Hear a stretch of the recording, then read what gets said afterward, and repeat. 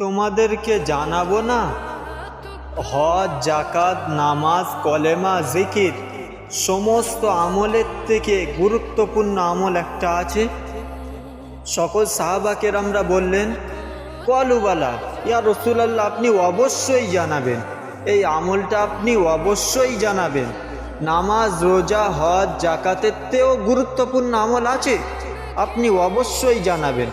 আল্লাহ রসুল তখন বললেন, ইসলাহু যাতিল বাইন, বিবাদমান দুই গ্রুপকে মিলিয়ে দেওয়া।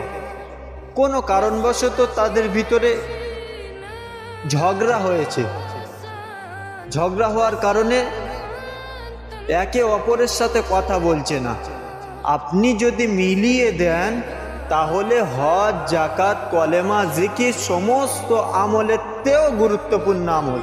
আমরা মনে করি হজ, জাকাত, কলেমা, জিকির এর ভিতরেই থাকলে এটাই সব থেকে বড় আমল।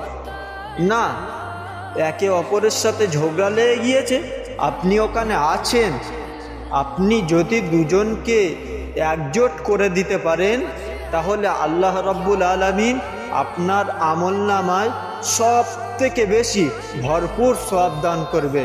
সুবহানাল্লাহ।